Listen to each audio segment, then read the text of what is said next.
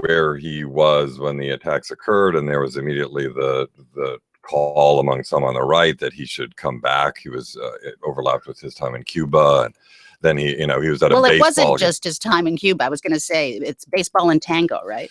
Yeah, I mean, it was. We talk about optics. The optics were truly bad. I mean, particularly not just the baseball, which is actually an important U.S.-Cuban thing, and there was a legitimate kind of diplomatic element to that. But all the same, the president was hanging around at a baseball game, and then the next day, or was it that night, that he ends up in Buenos Aires, and they bring some tango dancers out at the state dinner, and it wasn't his idea, but all of a sudden he's tango dancing, and so the idea that he's tango dancing when people have been killed, and the numbers have now come out that there are at least 2 Americans that died. It could be actually quite a bit higher than that. There's still a lot of people that we don't know. That's not going to make the memory of it any better. And I think that it was always going to be tricky politics when any president is abroad. This was also going to be a difficult trip because so many people on the Republican side didn't think he should have gone to Cuba. But I think what you could see was this sort of fascinating sort of symbolic moment. Obama's view is that essentially you make the world a safer place by lowering the drawbridge, by talking to people, by engaging with them. You have a Republican field, but certainly the front runner, Donald Trump, saying, pull the drawbridge up, that you can have this kind of moats and drawbridge approach to making America safe from the world. And that kind of clash you could see incredibly directly, just as President Obama was at the baseball game and then flying down to Buenos Aires. You had Donald Trump talking about closing the border, but in his usual very vague terms, that it's not quite clear how you close a border. America has a lot of borders and a lot of people crossing the Atlantic. But I think that you can see that there's different camps in the American election. A lot of people want to believe that you can seal America off and pull the drawbridge up and make the outside world go away.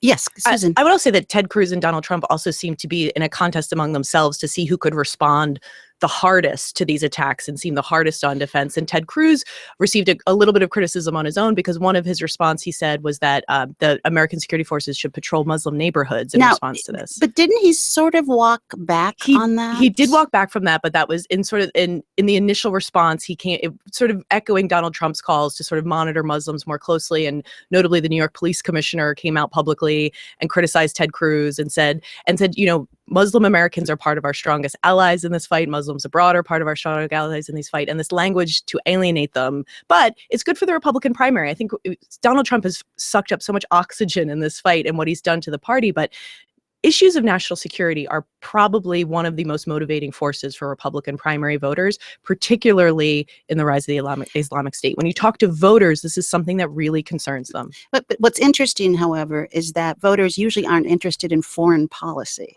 They are interested in terrorism, and they view this as terrorism, and they view this as a terrorist threat that is coming to the United States. So we had Trump and Cruz in their battle. What about on the Democratic side? It's interesting, just to go back just briefly to Trump. Trump had given this interview to the Washington Post a few days before the attack in Brussels, and where he had violated probably the 15th, core principle of the Republican Party by saying that we should kind of rethink our commitment to NATO. And then we have a terrorist attack in the very place that NATO was first formed, which gave Hillary Clinton this opportunity to say, wait a minute, no, we do not need to pull back or reconsider our stance in NATO. We need to try to recraft NATO, perhaps to go after these sort of terrorist things. She gave a big speech out on the West Coast in which she talked about both the NATO thing, but also, we must intensify our air campaign in Syria and things like that, but also very strongly going after her primary rival at the moment, Donald Trump, on there's not a military solution to this, and talking a lot about how there needs to be better screening of internet recruitment, for instance, of terrorists, which is something that a lot of people have talked about and is a real problem. That the addressing it is difficult. And I think that's right. To your question about, mostly we tend to say voters are not that interested in foreign policy in elections. That probably remains the case. But as Susan says, what voters want to do is to feel safe. And so what you have is these very, very clear contrasting views on how you keep Americans safe. And Hillary Clinton's speech, as Neil says, at Stanford University, with some members of the high grand poobahs of the foreign policy establishment, like William Perry, former defense secretary, and George Shultz, former secretary of state, sitting in the audience, kind of offering their silent endorsement of her view. She's talking about classic statecraft, coalition building, working with Muslim allies, talking about the internet. You can't build a wall that keeps the internet out. That kind of rational, you could call it fact-based kind of approach to keeping America safe. But it's incredibly tempting for the Republican primary electorate to feel that if America is just more frightening, if America is more intimidating, if America is more violent, if it's torturing people and cutting, taking these people who cut heads off and frightening them into submission, that will keep the world at bay. And that's, as Neil says, absolutely not the post-Reagan Cold War sort of view of foreign policy in the Republican Party, but this isn't Ronald Reagan's Republican Party. I wanted to go back just for a moment to Ted Cruz's suggestion of monitoring neighborhoods. To have the New York Police Department, who had to roll back their own monitoring program after it was discovered that they had been listening in on people. It's sort of ironic that they're the ones chastening Ted Cruz. He did also note that and this is according to the police commissioner, that there's over 1,000 Muslims in the NYPD. We also just don't have neighborhoods in the same way that they're dealing with neighborhoods in Belgium and in Paris. We don't have big, dense, seething, discontented Muslim neighborhoods. And one of the things, I've done quite a lot of reporting since 9/11 from, say, I interviewed a Muslim American FBI agent years ago in the New York field office. America has historically, since 9/11, been much better than a lot of European countries at working with mosques, working with Muslim communities. Imams will immediately go to their local FBI contact, who they know really well, and say, there's someone who's turned up in my mosque. I don't like how they're talking. You should keep an eye on them. That sort of relationship has historically worked much, much better in America. So that's all the more tragic to see someone like Ted Cruz kind of playing pyromaniac, really, and sort of doing stuff that is likely to damage those community relations. Republicans also, in the current field, like to say that this is a conversation that Barack Obama started, but Barack Obama is actually much closer to George W. Bush on this. I mean, Bush had a similar view on how you talk about Muslim Americans, how you talk about Muslims in the country, and it's more a continuation of the previous administration than something that Obama started independent. You are listening to The Diane Rehm Show and the Friday News Roundup. We'd like to have you join this conversation. It's 1-800-433-8850. You can also join us by email, drshow@wamu.org. And if you go to our website, you can see a live stream of this conversation. That's drshow.org. I'm Katherine Lanpher, sitting in, and we'll be right back.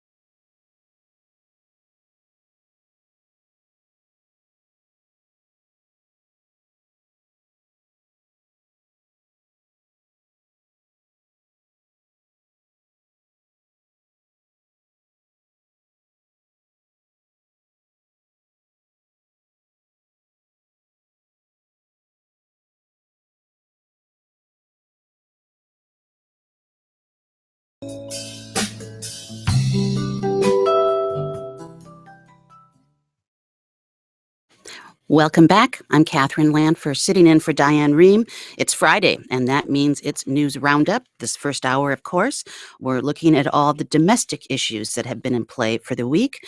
And I am joined by Susan Davis, congressional reporter at NPR, Neil King Jr., global economics editor and deputy Washington bureau chief for the Wall Street Journal, and David Rennie, Washington bureau chief and a columnist at The Economist. And we'd also like to be joined by you. It's 1-800-433-8850, 1-800-433-8850. You can also join us Facebook or Twitter or by email, drshow@wamu.org. And a reminder that you can see all of us here in conversation at the stream on the web, drshow.org. All right, panelists, while we were reeling from the attacks in Belgium, many Americans went to the poll on last Tuesday, the so-called Western Tuesday. Any indication from those results that the terror attacks had an effect? Yeah, I don't think so. For one, one of the things, I mean, there were two caucuses in Utah and Idaho, so those are of the moment things, but with usually a very specialized slice of either party. And then in Arizona, of course, there was a primary where there was a lot that was just baked in particular because of this early voting dynamic, which is an interesting thing to see it play out across this election. And how long do people have to vote? Is it like a month before? Yeah, so like which is odd because in this case in Arizona, there were like Marco Rubio beat John Kasich, but Marco Rubio is no longer in the race. It was a day that highlighted the dynamic that we're seeing playing out, where the two front runners, Donald Trump and Hillary Clinton, both won Arizona handily, and then they both lost in the caucus states to the people, Ted Cruz and Bernie Sanders, who happened to be good at caucus style events. In the end, Bernie Sanders actually got more delegates, if I understand that right. I think he did. He has this huge gap that he has to try to cover, which is not likely to happen. Ted Cruz also did fairly well on the delegate side, but he's got a huge gap. Somebody was saying to me the other day, if you like baseball analogies, that he's basically, it's like Labor Day and he's 25 games out trying to get a baseball pennant. It's basically impossible. Could you give me a culinary instead of a baseball? He has one egg and he needs to make an amazing souffle. Okay, thank you. Thank you. Tuesday did not do anything to upend the narrative of this race that Donald Trump and Hillary Clinton are the frontrunners for their nomination. What is interesting coming out of Utah is how well Ted Cruz did there. He won all of the state's delegates. It's probably what kind of a surprise is that, though? It is a bit of a surprise that he did as well. I mean, it does show you one thing, that the anti-Trump forces in the party, I think Utah was very symbolic in that I think they are really getting on board. And that Utah was behind Marco Rubio. The congressional delegation had all endorsed Marco Rubio prior to this event, which I think shows you that their establishment Republican there were more in that lane. And that Ted Cruz is seen by those who would like to defeat Donald Trump as the best alternative. I also think it shows you on the Democratic side that, Bernie Sanders is probably not going to win the nomination, but you can't discount the enthusiasm and attention and votes he's getting in this campaign. I would say on the flip of it, when you talk to Bernie supporters, they get very angry that, that his wins seem to be diminished.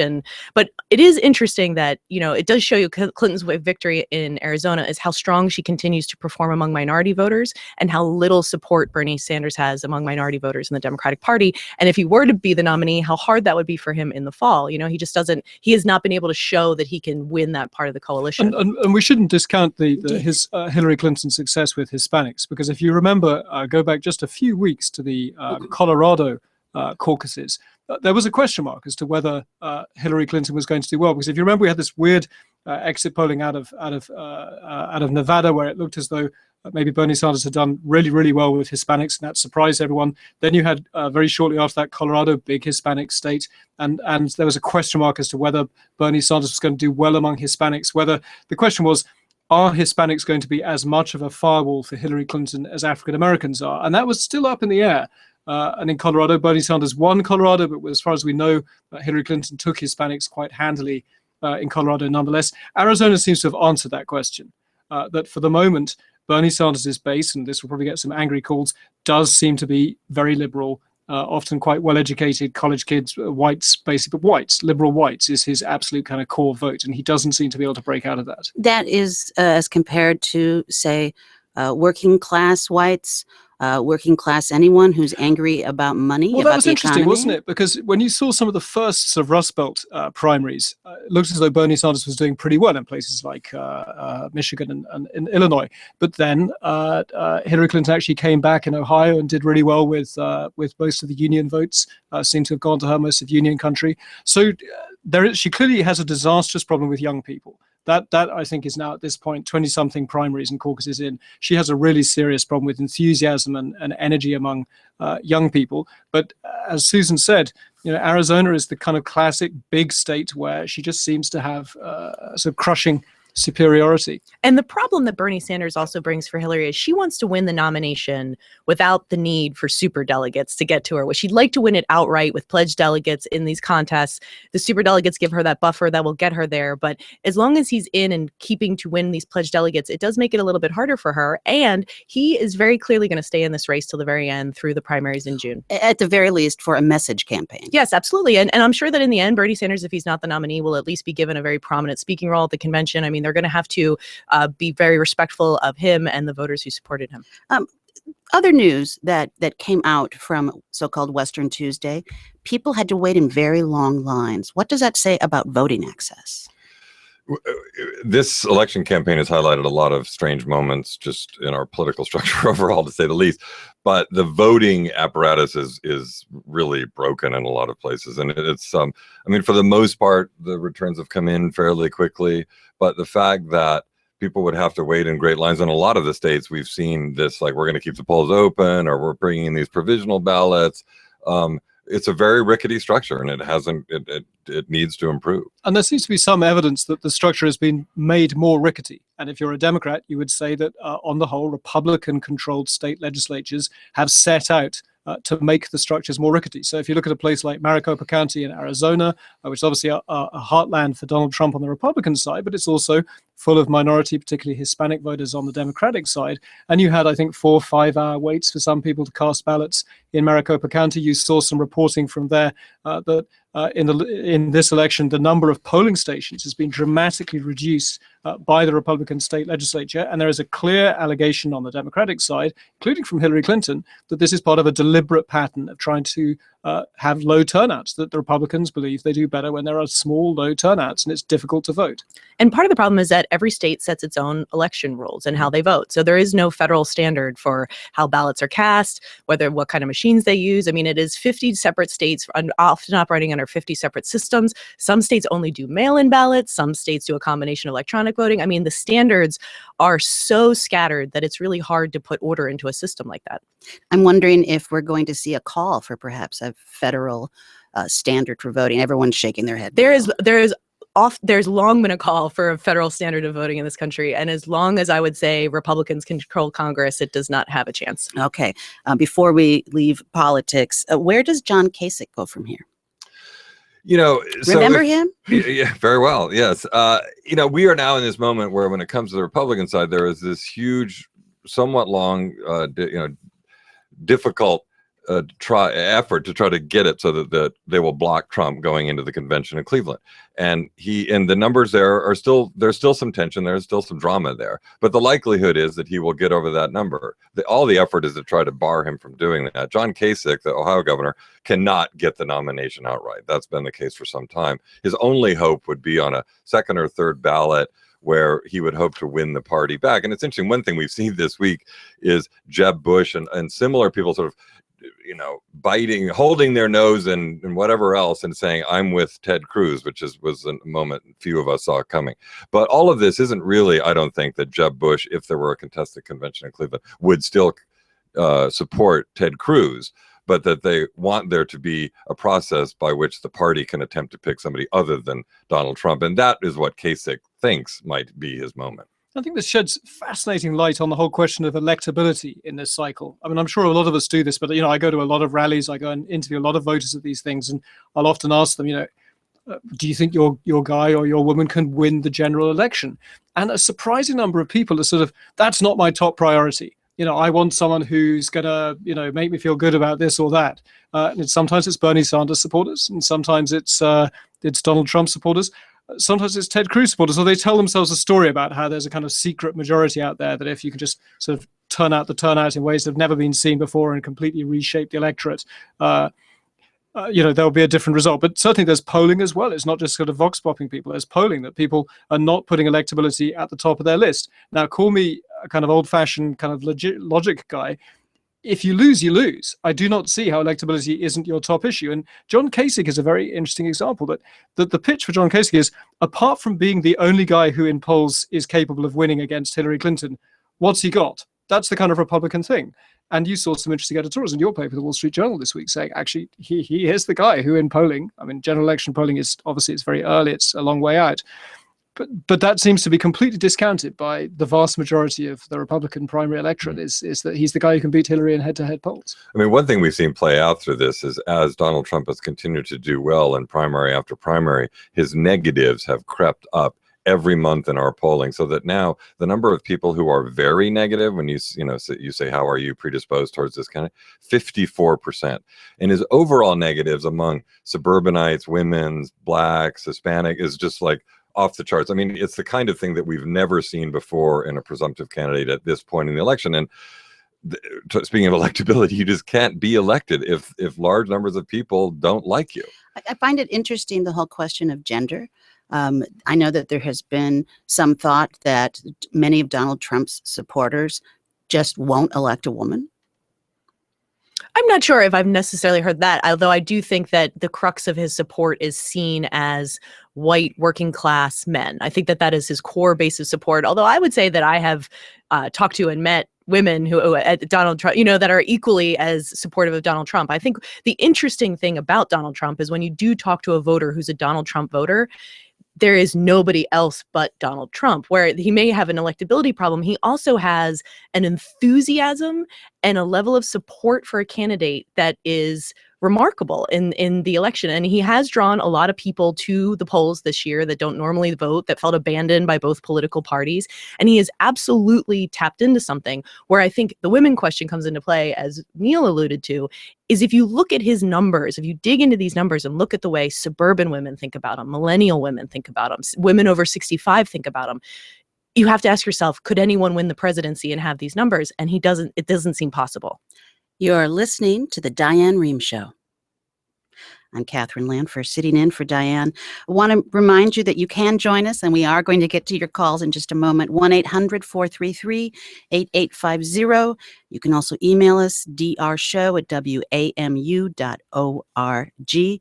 And of course, if you're just joining us, you can also watch us live. There is a streaming video of our show at drshow.org. I have 3 journalists in the room. I would like a show of hands. Who would love a brokered convention? We're not meant to call it a brokered convention. No one voted. No one voted. I think yes. It would be fascinating. Absolutely, it's something we haven't seen in wait generations. a minute. Did you see that sort of hapless wave No, from David I'm not meant to want to see kind of total destruction in your politics. I'm the friendly foreign observer here, though I have lived here many years. Of course, I'd love to see it. It'd be phenomenal.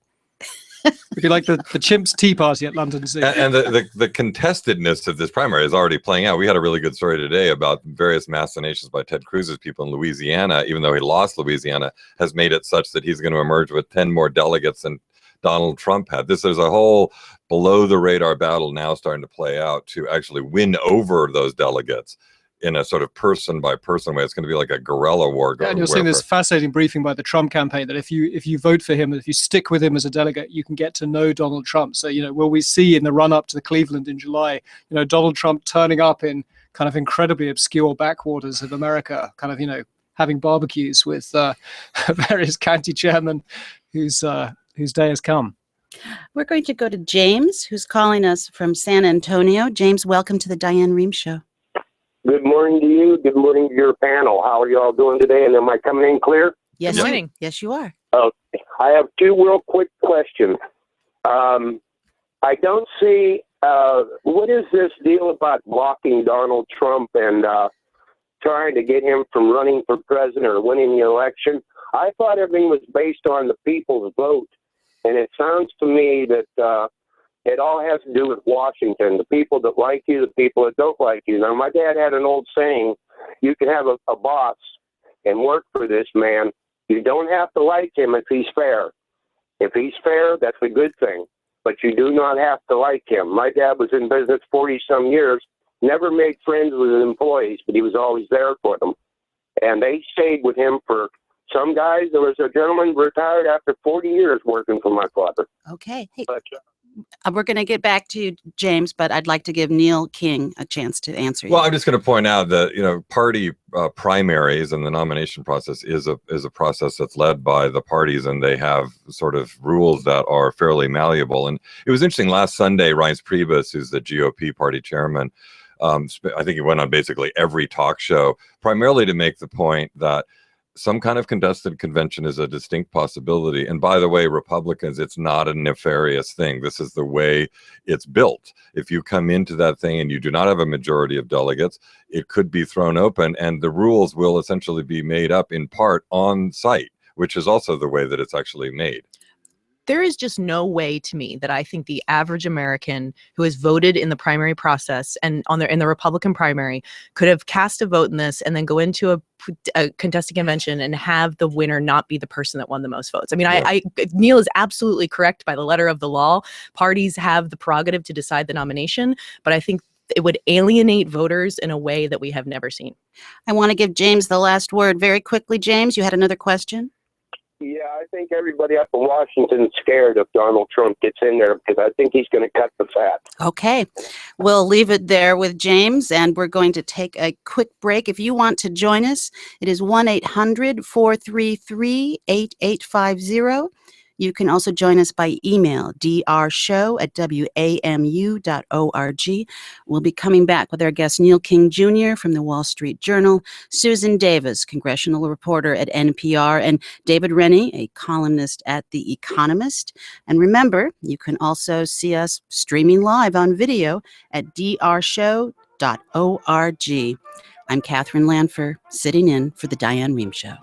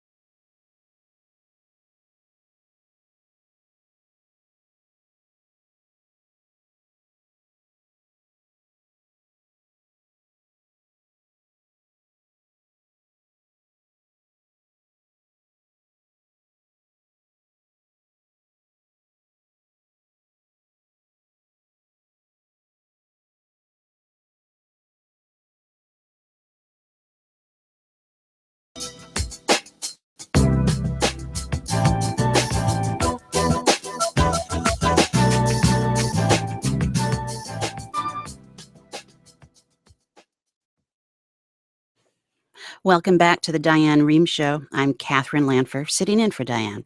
A reminder, of course, that you can join our conversation with our panelists here today on the Friday News Roundup. It's 1-800-433-8850. You can try Facebook or Twitter, or you can email us, drashow@wamu.org. Neil King Jr. is here from the Wall Street Journal, Susan Davis from NPR, where she's the congressional reporter, David Rennie, Washington bureau chief and columnist at The Economist. Let's talk for a moment about the fear some Republicans have about the impact Donald Trump could have on what's called down ticket races. I would be happy to talk about that as the congressional. I've been talking to a lot of Republicans about this week. There is a division among Republicans about whether Donald Trump helps or hurts. And we are seeing a small but increasing number of Republicans get behind his candidacy. One notable endorsement this week was Tom Reed, who's a Republican from New York. He was the first Republican in a swing seat to endorse Donald Trump. And I talked to him and I said, aren't you worried that, everyone's talking about the down ballot effect? And he said, in my district, he has got a manufacturing-based district. A lot of jobs have been lost there. And Donald Trump's message on trade and on bringing jobs back to America is totally resonating in a district that Barack Obama won. So he said he was very enthusiastically supporting Trump.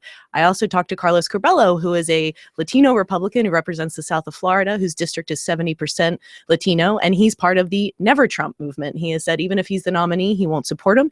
He doesn't think he can win his district. He doesn't think he can win nationally, and he doesn't think he's a Republican, which is this other debate that is going on among Republicans, is that Donald Trump doesn't only pose maybe a down ballot negative effect, but a philosophical threat. Donald Trump is a candidate who has supported tax increases, who has harsher views on free trade, who has harsher views on a number of issues that are not traditionally conservative positions. And so if he were to win the Republican nomination, it challenges what the Republican Party even stands for. There are basically two kinds of elections in the United States, national ones. There are presidential elections and then there are off-cycle elections. And Republicans have largely built the majority, particularly in the House, on the off-cycle elections. And they've built their added seats in the Senate on the same thing. If you look at Wisconsin, for instance, Ron Johnson is running for re-election. Won when Barack Obama wasn't running for president. He's now going to have to try to protect his seat, and I'm willing to bet that he will not do it successfully, running in a state where it is a presidential cycle and where you have a whole different turnout machine, and where tens of thousands, hundreds of thousands of people step out to vote that didn't vote in just the congressional cycle elections. And Donald Trump is almost certain, if he is the candidate, to have a real negative impact on that. It's interesting. One of the things that we're seeing in our polling is people saying, we'll ask them, will you support Donald Trump or Hillary Clinton, or have you not decided? And people saying, you know what, I have decided, I'm not going to vote. Can you put that down, please? An actual affirmational not going to vote category, which of course, the question there is, are those more Trump not going to vote people or Hillary Clinton not going to vote people? All right. That's Neil King from the Wall Street Journal. David Rennie? Well, Neil has touched on something incredibly important, which is the difference between presidential elections and midterm elections in Congress or even for governors of states. And the big difference there for years has been turnout, that Republicans win low turnout elections, because when there's a low turnout election, the electorate tends to skew older and more affluent, and that helps Republicans. I have sat with the chairman of a state party in a blue state, which sometimes elects Republican governors. And he explained to me off the record that when he's choosing congressional candidates, he does not want particularly good quality, high quality Republican congressional candidates, because he knows they can't win. But if they're too good, that then fires everyone up and you get a higher turnout. And his only interest is a low turnout election to get governors elected. He told me that in great detail. So that was a fairly kind of candid moment. It's a well-known blue state. So that has been the rule. Look at someone like Scott Walker, the governor of Wisconsin. He wins in a state which has twice voted for Barack Obama. He talks about Obama-Walker voters. There are basically a tiny handful of Obama-Walker voters. The big difference is that Scott Walker's elections, there are 3 million voters. Barack Obama's Wisconsin elections, there are 4 million voters. There's literally an extra million voters. What Republicans are facing this time, and Susan clearly talks to these people every day, is assuming that the effect of Donald Trump is a high turnout. Lots of people who don't normally vote on the Republican side turning out because they like his message. Perhaps a backlash on the Democratic side among Hispanics and African Americans and young people who don't like Donald Trump. Republicans just don't know whether they can win in high turnout elections because they haven't tried for a long time. And regardless of Donald Trump at the top of the ticket, the Senate was in play. Republicans control the Senate. The Senate was in play from the get-go. Democrats have an advantage there. What is interesting is we have not been talking about the House being competitive in several elections, and we are at least having this conversation now, which does show you that Donald Trump is fundamentally changing the political battlefield. What we don't know is whether it's going to be hugely bad for Republicans or potentially driving new voters to the polls that allow Republicans to win in places we didn't necessarily expect. All right, Susan, I want to go to you first on this one. Let's talk about the GOP-controlled Congress and the so-called Biden rule. What is for folks who don't know? Okay, what is the Biden rule? Let's step back for just a second. Okay, we're talking about the Supreme Court fight and the fight over leaving the seat vacancy of Justice Antonin Scalia empty until the next president. And the Republicans in the Senate have said they're not going to let Barack Obama appoint to the Supreme Court, that the American people should weigh in on this. And what they use as part of their justification for this is something they call the Biden rule. And it is from 1992, I believe.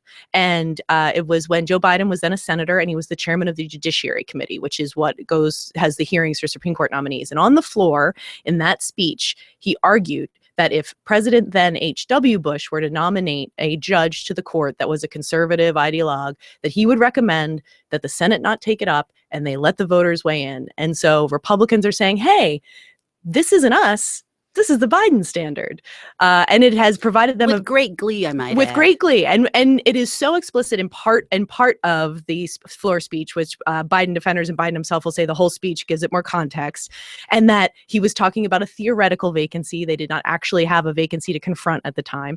And so as part of that pushback against the Republican offensive on this, Biden gave a speech this week in Washington at Georgetown Law University and said, there is no Biden standard, pushing back on this idea that we can let a Supreme Court vacancy languish for what will probably be at least a year, and trying to push back. Although I would say there is nothing to indicate that Senate Majority Leader Mitch McConnell is going to change his mind on this strategy. Neil King? Well, no, it is funny because, of course, I think we all heard that Scalia had died, and about an hour later, Mitch McConnell came out with saying, we will not under any circumstances weigh a nomination put forward by this president. And then they stumble a few days later on this speech from 1992, and they're like, there's a Biden rule. And now the Biden rule has become like the law of the land, mainly because of a couple of sentences. The one sentence that Biden highlighted yesterday was also from the same speech. If the president consults and cooperates with the Senate or moderates his selections, then his nominees may enjoy my support, as did Justices Kennedy and Souter. So it was very much of a provisional kind of thing. The other thing I'll just point out is that they've been so in search, Republicans, of a precedent, some sort of thing that they can hang their hat on to say this is the norm, when, as Biden was pointing out yesterday, if they actually stick by this promise to not even consult with him, have no hearings, that in itself would be totally unprecedented and would set a very bizarre precedent in its own right. Well, that said, I have to say, so we have this kind of big Democratic push, and the White House has brought in sort of former Obama kind of top campaign people to try and craft this message that if Republicans don't do their job and hold hearings on this nominee, that this is going to cost them in November in things like Senate races. Personally, I think that's hooey. I think, people keep sending me opinion polls, various pressure groups keep sending all of us, I'm sure, opinion polls saying 54% of the American people want Senate Republicans to hold hearings and stuff. The problem is that these opinion polls don't measure intensity. So yeah, you ring someone up, you ask them, do you think that the Republicans should hold hearings? 54% will say yes. But a very large number of those people, it's not their top voting issue. But there are a group of people for whom Supreme Court nominees is an incredibly important issue, and they are often people like pro-life, social conservatives. They are very, very important people to Republicans looking to get reelected. And I see no reason on earth, if you are a vulnerable Republican senator, why you would risk being tarred as having helped Obama get a liberal Supreme Court versus a bit of embarrassment on having sort of not done your job, because they also have a perfect response. They say, I'm doing my job. My job is to protect America from a bad Supreme Court justice. And the vast majority of voters just shrug and assume this is, partisan. He said, she said. Let's go to Joshua, who's joining us from Virginia Beach, Virginia. Joshua. Hi, thanks for taking my call. Mm-hmm. I was actually just calling to ask yourself and the panel what their overall thoughts are on the concept of superdelegates, and that it's almost ironic, or if you find it ironic as I do, that there's factions in the Democratic Party that are clamoring against superdelegates, and the party on the right, the Republican Party, almost seems like they would be in favor at this point in something like a superdelegate to protect them. Okay, you have Susan smiling. He is exactly right. And I've heard this conversation a lot. Superdelegates are only exist in the Democratic nomination process, and they were essentially created to protect the party from itself, to make sure that the Democratic Party did not elect someone that was unelectable in November. And I have heard many people say that this is an election cycle in which Republicans probably wish they had more of a superdelegate system, because it is the superdelegates that would probably help inoculate the Republican Party from a candidate like Donald Trump. I want to go back to the Supreme Court for a moment. We have 8 justices now, and they appear divided over a contraception case. If one of you could address that. Well, sure. I mean, this is it's another challenge to the Affordable Care Act. It's a contraception. The challenge is to contraception, and as I understand it, it is not. It is a challenge by religious organizations that say that it's a violation of their rights to even provide insurance plans that provide contraception. It is a much more narrower. Yes, it's very narrow. Case. It's very narrow, and that the administration had created what they thought was a workaround, in that they could get these workers contraception coverage without the employers having to pay for it. But the fact that they would even have to provide it and that it's a violation of their moral beliefs. So this is going to the Supreme Court now. It's what is very interesting about it is it's one of the cases that will be decided by a potentially 4-4 court. And if it is a split decision, what happens in that event is it reverts back to the lower court ruling. And the lower court ruling sided with the workers with the administration, essentially saying that they have to provide this contraception. So it would be a victory for the Obama administration in the short term, to have a 4-4 ruling. But part of when you talk to Democrats who are trying to draw attention to this vacancy on the court is they think we may have a summer of potentially split 4-4 decisions that will continue to remind Americans that there is a vacancy on the court and that maybe they should care. You're listening to the Diane Rehm Show. And we're continuing our conversation with our panelists here on the Friday News Roundup. Let's take another call. Let's go to George, who's calling us from Delray Beach, Florida. Hello, George. Thank you for taking my call. Yes, I'd like to make a comment and a consideration. My first comment is, after hearing this panel, I kind of feel like a marginalized Hispanic Bernie Sanders supporter. And from my perspective and my community, it doesn't seem that there's anything against Bernie Sanders. And my consideration is going to be that Hillary Clinton has had over 20 years of national coverage and national exposure, and everyone knows who she is. Bernie has had less than 1 year since he announced his presidential run back in April of 2015. So I would like there to be more consideration in the media, especially, that this could be a name recognition issue, and also a information of his issues, because every headline you see is Bernie's a socialist, Bernie's a socialist, Bernie likes Castro, Bernie this. And that's sometimes all the older people see. That's all they see is the headline. So that could also be driving them away from a candidate who could actually be helping them political issues-wise. I'll take my answer off here. Thank you, George. It's an interesting issue because, the Democrats have a long tradition of going for the latest thing. You look at, Barack Obama was the new thing. Bill Clinton was the new thing. That tends to be the way. Jimmy Carter, they want somebody to come roaring out of nowhere.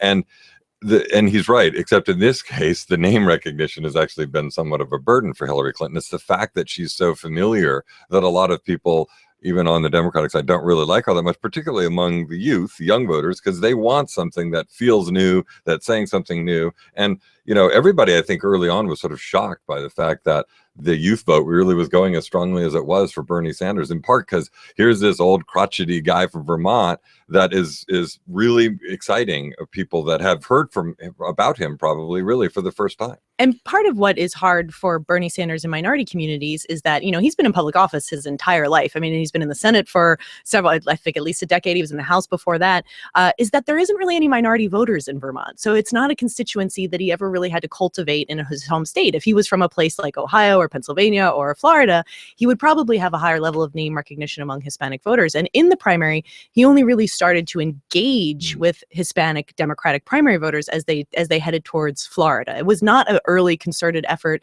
that he had to even try and win these voters. And on a lot of issues that I think are very important to the Latino community, he has not been a huge player on. I want to go back to President Obama's visit to Cuba for one moment, because tango and baseball aside, there was something very serious that happened there, and that is that he addressed race, both in, racism in Cuba and racism in this country. I can't remember the last time a sitting president gave a speech in another country and talked about race. And it was a great speech. I mean, there's things you can criticize about the Cuba visit, but the heart of it was this live address on Cuban state television, which was very widely watched in Cuba.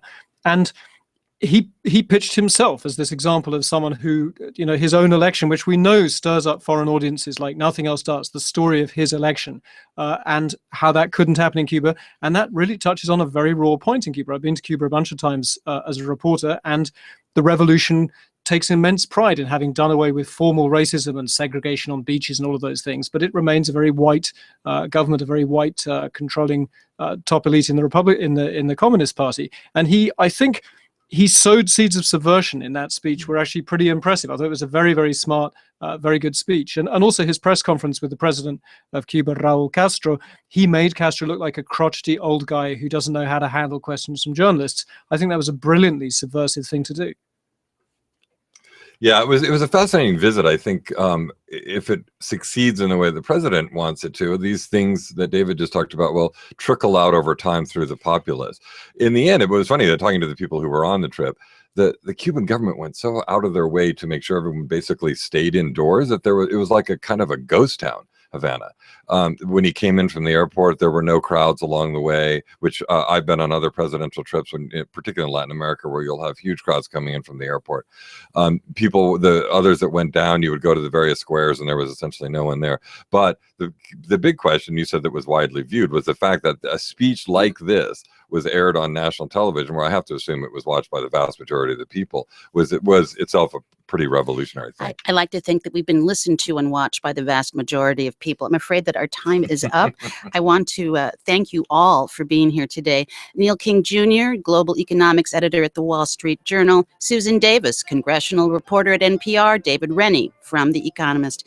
I'm Katherine Lanpher, sitting in for Diane Rehm. Thanks for listening. The Diane Rehm Show is produced by Sandra Pinkard, Denise Couture, Rebecca Kaufman, Lisa Dunn, Alexandra Botev, Susan Casey, Danielle Knight, and Alex